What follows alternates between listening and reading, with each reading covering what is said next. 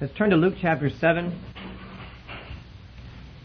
In this session, we need to take the first 17 verses of this chapter, and then if we have time, there's some material in Matthew we need to cover as well. We're trying to take a chronological approach to the life of Christ, which means we're not just going through one or another gospel, we're going through them all. And in the material we have before us, there are parallels. We have in Luke and Matthew parallel material for most of what we're going to be studying. It happens that Luke is a little more complete or gives some details on part of the material, and Matthew is more complete on the other part of the detail, which explains why I want to read part of it in Luke and part of it in Matthew. But we do want to access all the material that's found in both sections, and this is how we're treating the life of Christ. This is our first session since we finished the Sermon on the Mount, which occupied us for quite a long time, which means we've been focusing for a few weeks on the teachings of Jesus. We now will be looking mostly, not so much at his teaching, but at his activities. Some of his principal important miracles are found in the material we're looking at today. Luke 7, beginning at verse 1. Now when he concluded all his sayings, by the way, you may notice that those sayings are the Sermon on the Mount. The immediately preceding material is Luke chapter 6, and the closing words of chapter 6 of Luke are the closing words of the Sermon on the Mount. So, when he had concluded all his sayings in the hearing of the people, he entered Capernaum, which of course was his headquarters by now. He had been rejected at Nazareth the first time he preached there, and so he had relocated to Capernaum, where he had some friends who had a house which he made his outreach base. That was Peter's house. And a certain centurion's servant, who was dear to him, that is, dear to the centurion, was sick and ready to die. So when he heard about Jesus, he sent elders of the Jews to him, pleading with him to come and heal his servant. And when they came to Jesus, they begged him earnestly, saying that the one for whom he should do this was worthy. For he loves our nation and has built us a synagogue, they said. Then Jesus went with them, and when he was already not far from the house, the centurion sent friends to him, saying to him, Lord, do not trouble yourself, for I am not worthy that you should enter under my roof. Therefore I did not even think myself worthy to come to you, but say the word, and my servant will be healed. For I also am a man placed under authority, having soldiers under me. And I say to one, go, and he goes, and to another, come, and he comes. And to my servant, do this, and he does it. When Jesus heard these things, he marveled at him, and turned around and said to the crowd that followed him, I say to you, I have not found such great faith, not even in Israel. And those who were sent, returning to the house, found the servant well, who had been sick. Now, here is one case that Matthew and Luke tell the same story, but tell it in a remarkably different fashion. There are some small differences in the way that most of the Gospels tell many of the stories. Mark or Matthew or Luke will have his own particular detail that he includes that the others omit in many cases. But here it's an entirely different way of telling the story. If you'll keep your finger at Luke 7 and turn over to Matthew 8, you'll see the difference immediately. In Matthew chapter 8, beginning at verse 5, it's much shorter here, but it's different in a significant feature. It says, Now when Jesus had entered Capernaum, a centurion came to him, pleading with him, saying, Lord, my servant is lying at home paralyzed, dreadfully tormented. And Jesus said to him, I will come and heal him. The centurion answered and said, Lord, I am not worthy that you should come under my roof, but only speak a word, and my servant will be healed. For I also am a man under authority, having soldiers under me, and I say to this one, go, and he goes, and to another, come, and he comes, and to my servant, do this, and he does it. When Jesus heard it, he marveled, and said to those who followed, Assuredly I say to you, I have not found such a great faith, not even in Israel. Now, that's the same story, but do you notice one very important feature that is different? In Matthew, the centurion appears to have come to Jesus himself. And the entire interchange, all that is spoken by the centurion and Jesus to each other, are rendered as if they were having a face-to-face conversation. Yet in Luke, it's very different. As near as we can tell, Jesus never laid eyes on the man. He is first appealed to on the man's behalf by a group of Jews, elders of the Jews, who are friendly to the centurion, although he's a Gentile, because he's made generous donations to the building of a synagogue. And they feel that they'd like to encourage this kind of friendly behavior on the part of Gentiles, especially on the part of the occupational army. A centurion was a Roman officer over 100 Roman soldiers. Relations were fairly strained, by the way, between the Jews and the Romans in occupation there. And therefore, whenever a Roman officer showed this kind of kindness to the Jews wanted to make sure they didn't do anything to spoil that relationship. Let's keep these people on our side as much as we can. And now here's Jesus, a Jewish teacher, and these Jews have heard that Jesus can heal sickness, and here's an opportunity for the Jews to do a favor for this centurion. Now, this is fairly unusual for Jews to have an interest in a Gentile. Most Jews wouldn't even touch a Gentile, or certainly wouldn't go into a Gentile's house. In fact, that's the very reason why the centurion won't let Jesus come into his house. He says, I'm not worthy that you should come under my roof. The man was obviously familiar with Jewish custom and religion. He had built a synagogue for them. Even though he was a non-Jew, he was very well acquainted with the culture of the people among whom he was stationed. And he knew that no self-respecting Jew would enter the house of a Gentile. And so when Jesus seemed to show no qualms about doing so, the man, hastened to say, I don't expect you to come into my house. It's not that the man didn't want to be hospitable. He simply didn't want to put Jesus in a compromising position of going into the house of a Gentile. Little did the centurion know that Jesus couldn't care less about such customs of the Jews, and that he would have gladly gone into the house of a Gentile. He ate among tax collectors and sinners and other people that the Jews wouldn't come near also. But the man simply wished to be polite and not to impose on Jesus, and so he said, no, you can't come to my house, so you don't need to.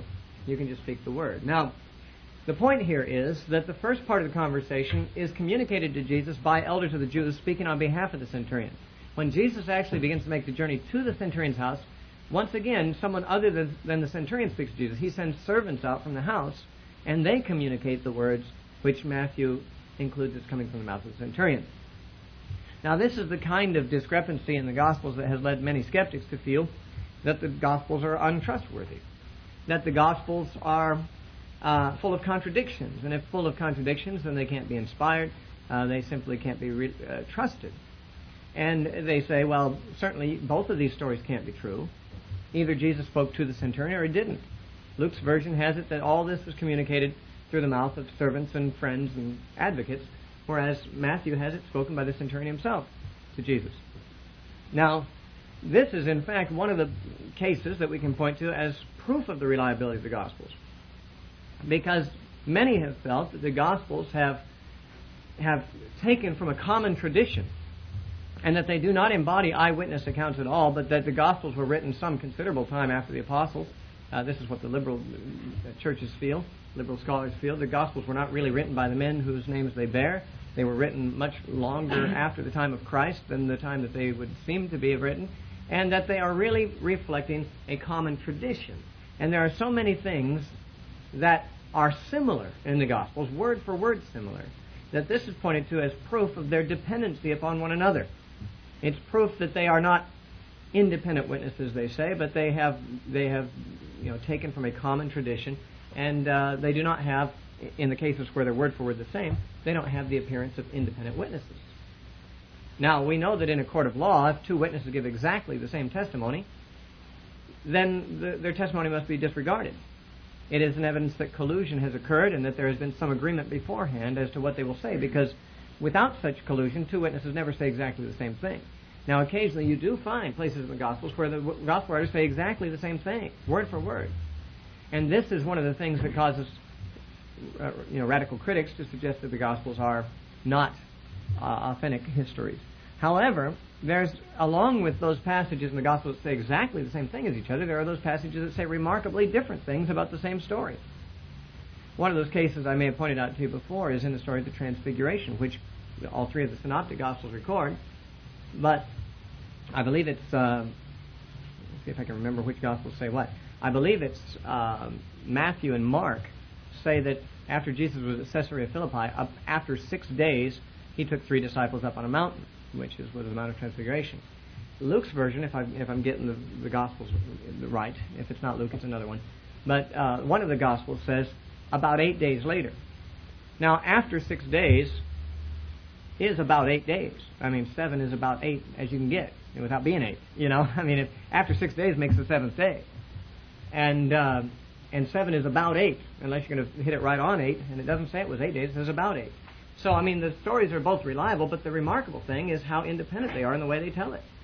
If these people were drawing from a common source rather than telling it as they remember it, you would expect them to copy each other somewhat more closely. In fact, to say after 6 days is a very different way of telling the time period than to say about 8 days, and yet it just shows the independence of the accounts. Likewise here, Matthew and Luke, if they were familiar with each other's work at all, and I think very possibly that Luke might have been familiar with Matthew. I don't know that. No one knows for sure which was written earlier. But Luke mentions that he had other previously written works available to him in his opening verse in Luke. He said he had access to those who were eyewitnesses, and that would include Matthew. But maybe it would include Matthew. He was an eyewitness. Whatever access they had to each other, or whatever familiarity they may have had with each other's work, it's quite clear that they were very independent in their way of telling stories. And here we have what is such a mark of independence it almost looks like a contradiction. Now, let me clarify for you why this is not a contradiction. It is the case in a number of passages, and I'll show you several other examples besides this one, where when a thing is done by agents of a person, the Scripture says it is done by that person. When something is done on behalf of or at the behest of a person, then it can be said that that person has done it. Just as if when I left home my wife had said, well, make sure you get gasoline in the car. And so I got to school and found myself too busy and asked, Bill, would you take my car down and get gas? Here's some money. Put some gas in the car for me. And he did so. And then later in the day my wife says, did you get gas in the car? I could say yes. Technically, I didn't take the car to the gas station, but I arranged for it. I paid for it. I did, it was done on my behalf, at my behest, by one who was asked by me and so forth to do it. In that sense, I did it. In another sense, I didn't do it, depending on how exact you want to be. To say I did it in such a case would be to compress it into a briefer way of saying it. Of course, you could unpack that. You could decompress it and tell all the details of all the actions the other parties had in the transaction. But that's not necessary to do for the sake of honesty. And we can find a number of cases in the Bible, and I'm sure in other literature as well, where what is done by somebody's agents, what is done because somebody requests it to be done, or done with his money, or done on his behalf or at his behest, where it is said that that person did that very thing. Let me show you at least 4 other scriptural examples, if I could.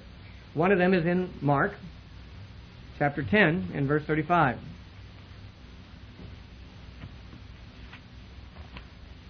Mark 10 and verse 35.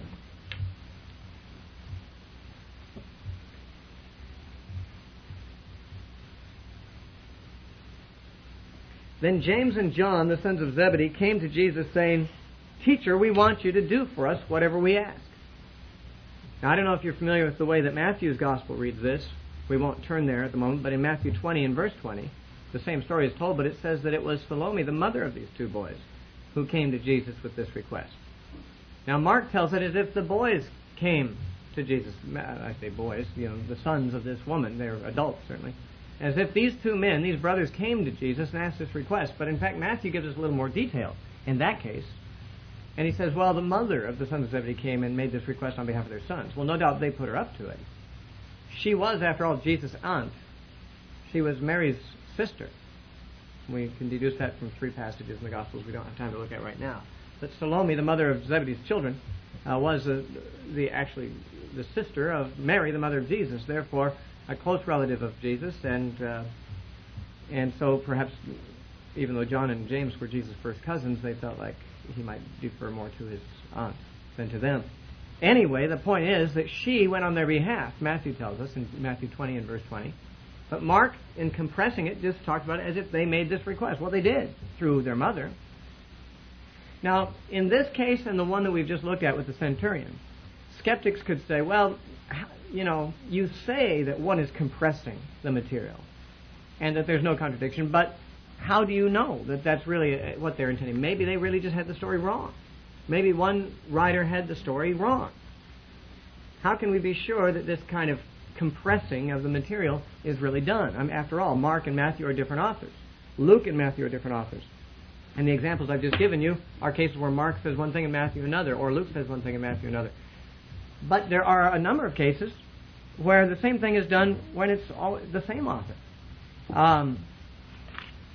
here's a case where it's a different author again, then I'll show you somewhere it's the same author. But in Acts chapter 1,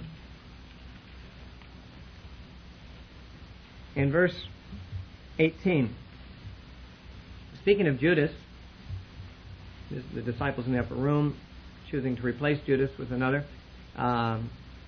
With reference to Judas, it says in Acts 1:18, "Now this man purchased a field with the wages of iniquity." Now, the rest of it we don't need to deal with right now. But the problem here is it says that Judas purchased a field with the wages of his iniquity. According to Matthew chapter 27, that's not exactly how it happened. In Matthew chapter 27, verse 3 says, "Then Judas, his betrayer, seeing that he had been condemned, was remorseful and brought back the 30 pieces of silver to the chief priests and elders, saying, 'I have sinned and betrayed innocent blood.' And they said, 'What is that to us? You see to it.' Then he threw down the pieces of silver in the temple, departed, and went and hanged himself. But the chief priests took the silver pieces and said, 'It is not lawful to put them into the treasury, because they are the price of blood.' And they took counsel and bought with them the potter's field, the very strangers, and therefore the field has been called the field of blood to this day." Now, here we have a situation where it's clear that Judas didn't buy this field. The chief priest bought the field. Judas was dead by the time the field was purchased. However, in Acts it says this man Judas purchased a field with the wages of iniquity. Well, the money was his. It's true the transaction took place after he died, but he came up with the capital, and the field was bought, probably in his name. But whether it was bought in his name or not, it was bought with his money. He provided the money for the purchase of the field. In a sense, he could be said to buy it. I can tell you that my grandmother bought this property for us. This school was purchased by my grandmother's money. She donated money to the Great Commission School, and we bought these properties. Now, on the one hand, I can say my grandmother bought it. I could even say my grandfather bought it, because it was really his money, and yet he was dead by the time we bought it. But he's the one who earned the money and provided for it to be given to us, and yet it was not really. My grandmother never saw the real estate agent we bought this from. That was worked out by Bill and myself with the real estate agent. I did the buying, and Bill and I did it, but spoken another way and equally true, my grandmother bought the property because it was her money that was used. And it was simply bought by someone else. Someone else did the actual transaction, but it's equally true to say either way who did it. Here's another case. Acts chapter 21. Now here we have the case where the same author does this. Acts chapter 21, two cases in the same chapter, two passages in the same chapter. Verse 11. "When he had come to us, he took Paul's belt," this is Agabus the prophet, "bound his own hands and feet, and said, 'Thus says the Holy Spirit, so shall the Jews at Jerusalem bind the man who owns this belt, and deliver him to the hands of the Gentiles.'" Now, if that is technically true, then we would expect the outworking of this to be seen in the Jews binding Paul and turning him over to the Gentiles. After all, Agabus said, "Thus says the Holy Spirit." It's not as if this guy says, "This is my opinion." He's saying the Holy Spirit says this. Can't be wrong unless he's a false prophet. You just don't say the Holy Spirit says this and be wrong and not be a false prophet. You got to get a label for doing that. But later in the same chapter, verse 33, it tells what really happened. Actually, in the verses before it, the Jews stirred up a riot and almost killed Paul in the public square in Jerusalem, outside the temple. But the Romans heard about it. They saw a riot going on there, and they came down. It says in verse 33, "Then the commander came near and took Paul and commanded him to be bound with 2 chains. And he asked who he was who had done what he had done." Now, Paul got bound. By whom? By the Jews? Well, not exactly. By the Romans. The commander of the Romans commanded him to be bound. I'm sure it was Roman soldiers, not Jews, who did the binding. Yet Agabus had said in verse 11 that the Jews would bind Paul. As far as we know, they never did. Was this a false prophecy? No, it was true. It was simply true in the sense that the Jews were the instigators. Paul lost his freedom because of what the Jews instigated. The Romans came and actually put the shackles on Paul, but it was because of Jewish instigation. The same is true, for example, in 1 Thessalonians 2, verse 15, where Paul says the Jews crucified Jesus. Did they really? The way I read it in my Bible, the Romans did that. 4 centurions nailed him to the cross. All Romans, not Jews.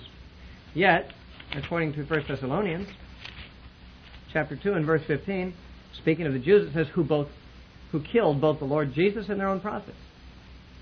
Now, did the Jews kill Jesus? Not with their own hands.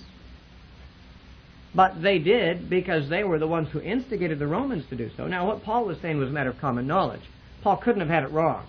When Paul said in 1 Thessalonians, the Jews killed Jesus, it cannot be thought that Paul thought for a moment that the Jews had actually driven the nails in his hands. It's just a manner of speaking. By the way, in Acts chapter 2, Peter talks exactly the same way.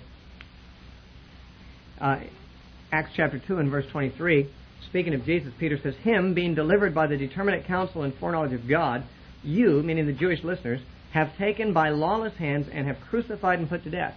Now, the Jews, he says, had crucified and put to death Jesus by lawless hands. That is, by Gentiles who are not under the law, by the use of, through the agency of Romans.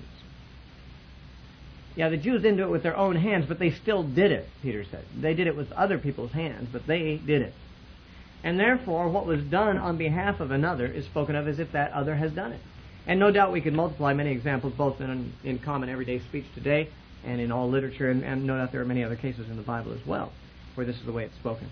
In any case, all of this is to say it is not uncommon nor embarrassing for one gospel writer to say that agents of a certain person came and communicated certain things to Jesus, and for another gospel writer telling the same story to say that that man did it, because he did through his agents, through his servants, through his messengers.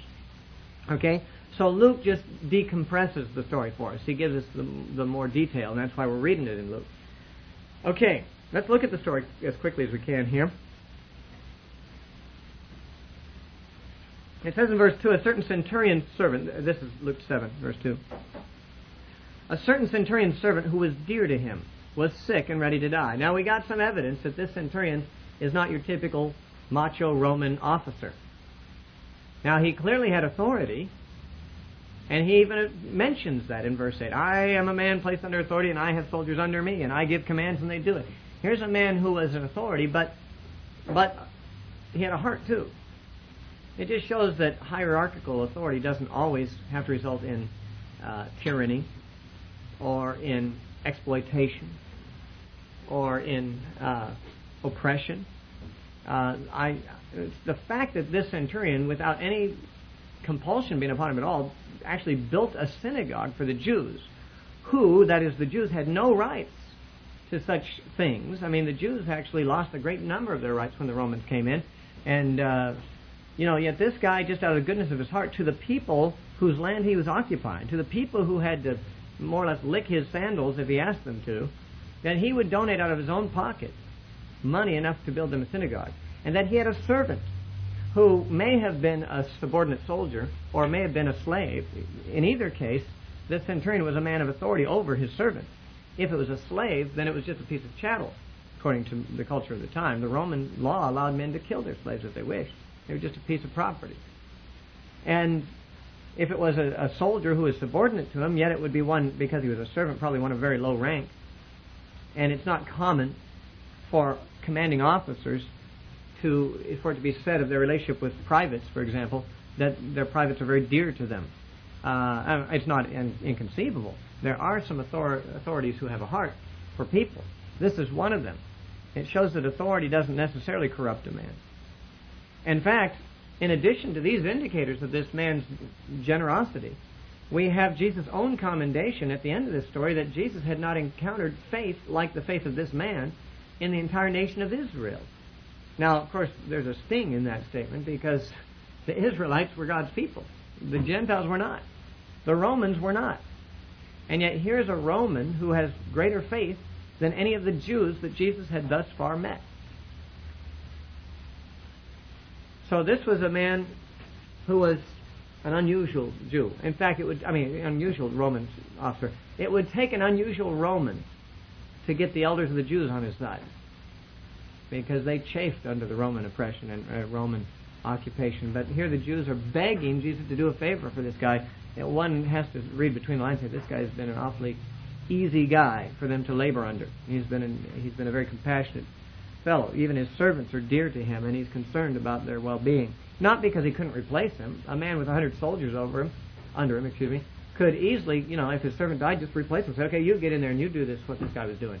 But the man was concerned about his servant's well-being because he was dear to him. So when he heard about Jesus, he sent the elders of the Jews to him, probably thinking that Jesus, whom he had never met, would be just as bigoted toward Gentiles as most Jews were. And certainly the most bigoted were the rabbis and the Pharisees and so forth. And no doubt, hearing about this rabbi, Jesus, the centurion doubted that this man, Jesus, would give him the time of day. But perhaps if the elders of the Jews came to Jesus, he would listen to them. This shows how little he knew about Jesus, but he was not unreasonable in assuming these things. The fact of the matter is, Jesus was more at odds with the elders of the Jews than he was with any of the Gentiles he ever encountered in his lifetime. Most of the Gentiles he encountered in his lifetime ended up getting a miracle out of him. The elders of the Jews got very little out of him except rebukes. And yet, of course, the centurion would not know that Jesus was such an unusual rabbi as this, that he would actually be more willing to hear from the centurion, in all other things being equal, than to hear from the leaders of the Jews. In any case, the centurion sent the Jews with this request, pleading with Jesus to come and heal his servant. And when they came to Jesus, they begged him earnestly, saying that this one for whom he should do this was worthy, for he loves our nation and has built us a synagogue. Now, I want to point out that he loved their nation. Not many Romans loved the Jews. An assignment in Palestine was what most Romans dreaded. You know why? Because the Jews were the most ungovernable people that the Romans ever had to keep under their heel. The Jews were full of zealots, like Judas of Galilee, who started the Zealot party. The Zealots who held out at Masada till 3 years after Jerusalem fell. They were tenacious. They were ungovernable. In fact, it was their conviction that it was a betrayal of their God to pay tribute to any other king but God. And there were numerous uprisings. The Romans stationed in Palestine were continually under attack from these guerrilla zealots. And if that wasn't bad enough, the whole population was so volatile that they were easily stirred up to riots and chaos, and more than one Roman procurator had to order his armies in to just kill, at random, to put down rebellions among the Jews. And it was almost like a punishment to any Roman officer that he was sent to be stationed in Palestine. But here's a Roman officer who loves the Jews. He loves the nation. What an incredible thing that is. Here is a man like Cornelius. And there's no reason certainly to believe that this was Cornelius, since Cornelius in the book of Acts had never heard of Jesus, it would seem, prior to Peter coming to him. But there were a few Roman officers who were devout. They had seen that the Jews did have a God who was superior to the false gods of the Romans, and who, I guess, gave some credence to their religion. Why else would he build them a synagogue? Why else would he love their nation?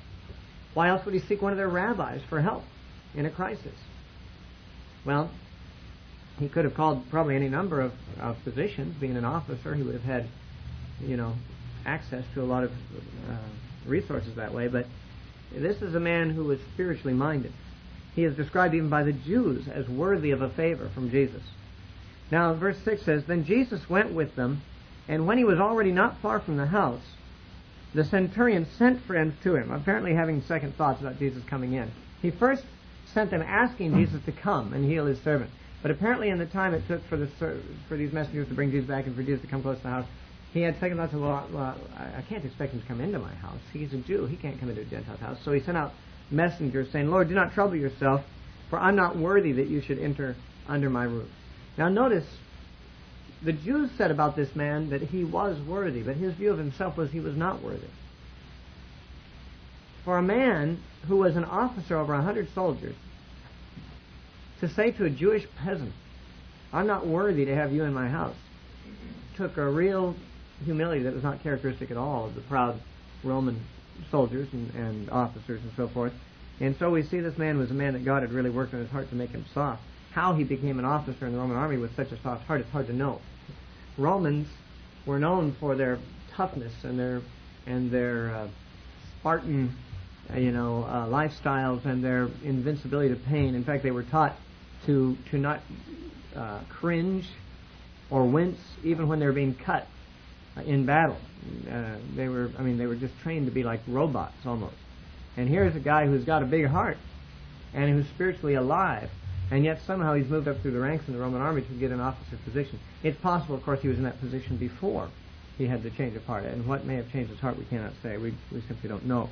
All we can mark is the unusual nature of this. Here's the Jews are saying that this Gentile is worthy, but the Gentile says to himself, I'm not worthy.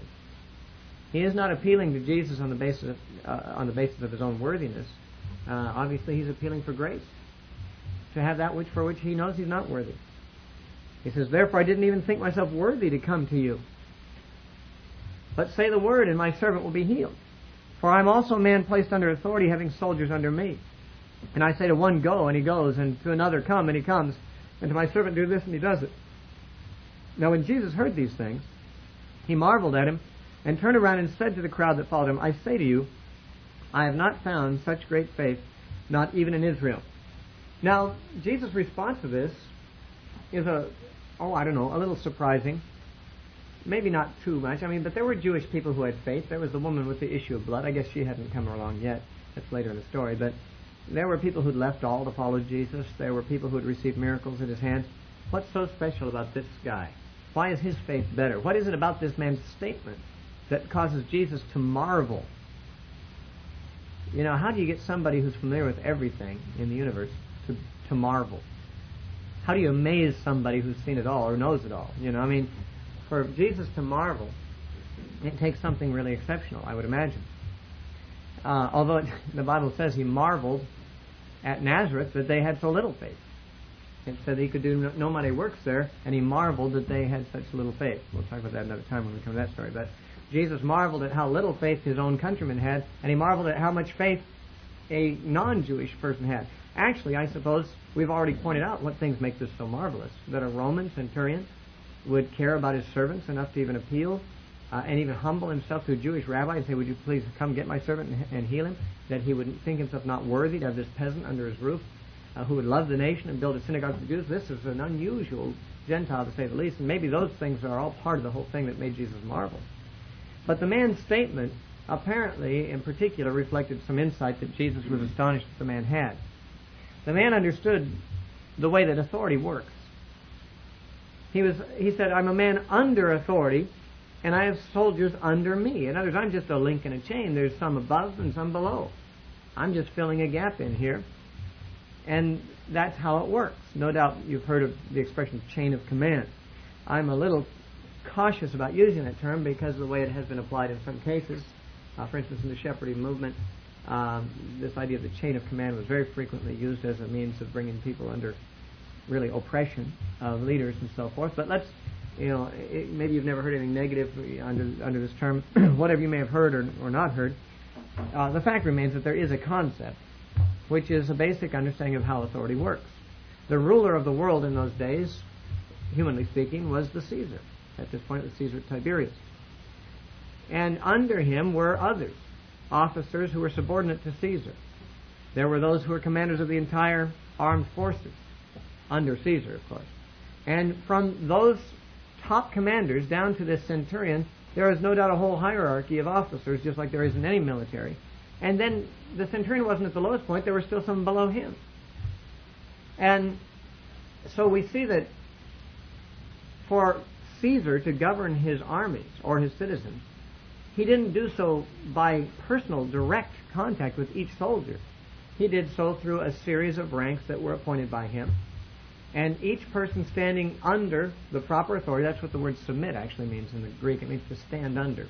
Each person standing under the proper authority in the chain kept the authority in a position to flow without a break. Now, you see, as long as the centurion was connected and submitted to the authorities that were above him, he could give commands, and the authority of Caesar himself came unbroken through that chain down to the soldier. So the soldier who disregarded the centurion's orders would be not simply violating the centurion's will, but Caesar's will. It would not be an act of rebellion against the centurion. It would be an act of rebellion against the Caesar himself, who stood at the top of that chain, and who ordered his authority through every link of that chain.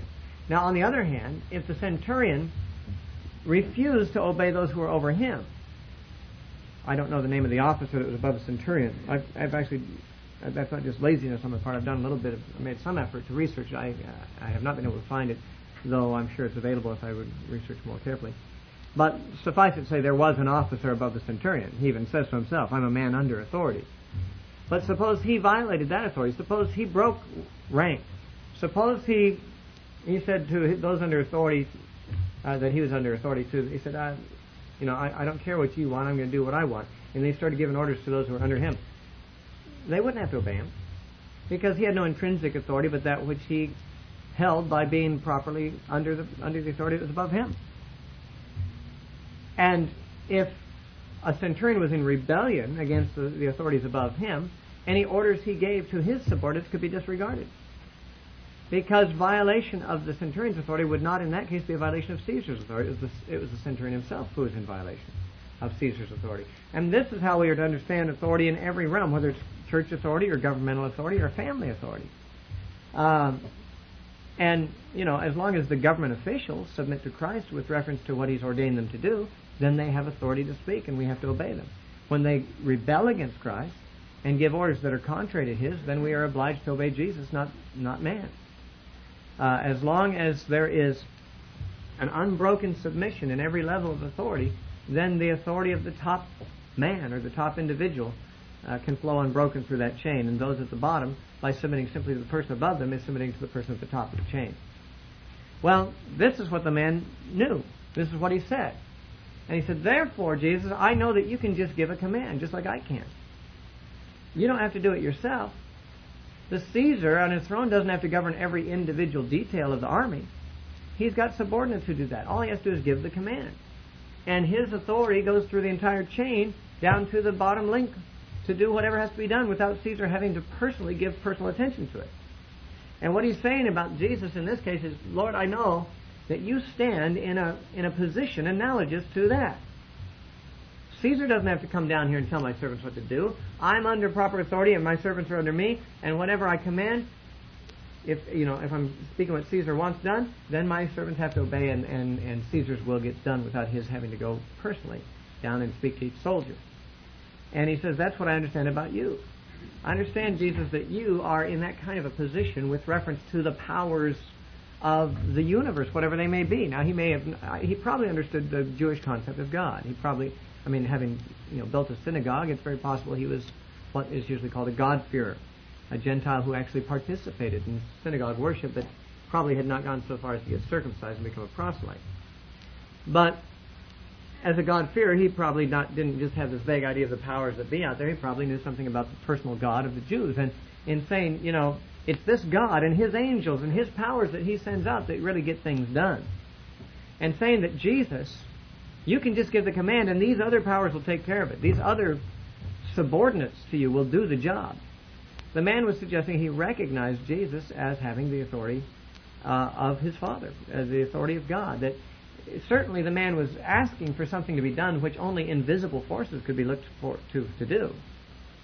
Especially if he was saying, don't bother to come personally into my house, just give the word. Obviously he assumed that whatever was going to happen between Jesus speaking the word and the servant being healed was going to be some invisible transaction. Something that did not require a visible Jesus present in the house to do it. Therefore, we must assume he figured maybe it was angels or simply spiritual authority and power itself somehow was going to issue from Jesus, because he recognized that Jesus stood in this special authoritative relationship to the universe and to the angels, or to whoever it was, whatever invisible powers this man believed would heal his servant. He knew that Jesus was in charge of those, just like he, the centurion, was in charge of the soldiers under him. And for him to grasp this spiritual concept was to go way beyond what any of the Jews, probably even the disciples, had grasped. Now, the disciples had come to the conclusion, and no doubt a number of other Jews had too, that Jesus was, or was at least probably, the Messiah. But their idea of the Messiah was a very materialistic and political kind of a concept. To the very end, the disciples still didn't fully understand that the kingdom of God was spiritual in nature. That is, till the end of Jesus' earthly life. They learned it after Pentecost. But they still were looking for political, physical demonstrations of his authority. Whereas this centurion already had gone way beyond them in his grasp of who Jesus must be. And this guy had never even met Jesus. He had only heard about Jesus. So he must have put two and two together and thought, this Jesus must be God himself, or someone very close to being God. He's not just some kind of Davidic king coming in to overthrow us Romans. He's got some kind of spiritual authority. Perhaps he'd heard about the demons being driven out by Jesus' words. That had first happened in Capernaum, and that's where this man was. And the news of it had gone throughout the entire city, we're told earlier. When Jesus cast the demon out of the man in the synagogue of Capernaum, it's probable the centurion had first heard about Jesus because of that, and had deduced that Jesus was not only a political type of person, in fact not even a political type of person, but was in fact in authority in the spiritual realm. And therefore he figured Jesus must have under his command all kinds of spiritual forces that he could just give commands and they could go and carry his power to heal the servant. Well, the man was right. Now, Matthew adds a little bit more to what the man said, or to what Jesus said, excuse me. Here in verse 9, Luke 7:9, Jesus said, "I have not found such great faith, not even in Israel." Now, Matthew follows that statement with another statement that seems appropriate in the place, although Luke places this addendum in another part of his gospel. In Matthew 8, after Jesus points out that he had not found such great faith even in Israel, that's Matthew 8:10. In the next verse, Matthew 8:11, Jesus says, "And I say to you," he's talking to the people, "that many will come from the east and west and sit down with Abraham, Isaac, and Jacob in the kingdom of heaven. But the sons of the kingdom will be cast out into outer darkness, and there will be weeping and gnashing of teeth." Then Jesus said to the centurion, "Go your way, and as you have believed, so let it be done for you." And the servant was healed that same hour. Now, Jesus' statement about many will come from the east and the west and sit down in the kingdom with Abraham, Isaac, and Jacob, but the children of the kingdom will be cast out. Luke doesn't have that statement connected to this story. Luke has that statement found several chapters later in Luke 13, but he doesn't connect it with the centurion story. Now, we know that Matthew sometimes groups things topically, and it's possible that Luke gives us the correct order of the events, and Matthew has put this statement of Jesus in this position because it fits well with what was happening in this story. In any case, we can't be sure. Maybe Jesus made the same statement twice. Who knows? But the point is that this was a case, an instance of a Gentile who was exhibiting greater faith than the Jews. And Jesus' statement that Matthew records following it is a statement that this is not an isolated case. There will be many more like this. There will be many Gentiles from the east and the west, that is from outside of Israel, people from other countries who will come into the kingdom and will participate in the kingdom of God along with the faithful Jews, Abraham, Isaac, and Jacob. But many Jews who do not have this kind of faith, the children of the kingdom, that is the natural heirs of the kingdom, the Jews, will be cast out. Why? Because of their lack of faith. Now, whether Jesus made the statement on this occasion or not, it certainly fits well in this occasion, and Matthew, for obvious reasons, could have put it here for that reason. Here's a case of a Gentile that Jesus himself says has more faith than the Jews. And it's a good opportunity for Jesus to say, and there will be many more besides this one. Many will come from the east and the west. They will enter the kingdom. They will be saved. And yet the children of the kingdom, the natural Jewish people who would be thought to be the natural heirs of the kingdom, many of them won't come in because of their lack of faith. Paul puts this in another figure in Romans 11 where he talks about the olive tree. He said the natural branches, the children of the kingdom, the Jews, many of them were cut off because of their unbelief. And we Gentiles who are from a wild olive tree and were not a natural part of the tree originally have been grafted in by our faith. And he says that we stand there by faith. And if we don't continue in faith, then we be cut off just like the Jews were who are off because of faith. Same idea. The idea is that those who are saved, those who are on the olive tree, those who are in the kingdom, are people who have faith regardless of their race, regardless of whether they're Jew or Gentile. Likewise, those that are outside the kingdom in outer darkness, those who are cut off from the olive tree, those that are unsaved, they are unbelievers regardless of whether they're Jew or Gentile. Now, Jesus makes the statement the way he does because of the irony of it. You would expect the larger number of believers to come from the ranks of the Jews, who had a long history and heritage of knowing God. And the Gentiles who had never known a thing about God but had worshipped idols, and in most societies had even sacrificed their children to dumb idols, that these would come in great numbers into the kingdom, and many of those Jews who would have been expected to embrace it will be cast out, is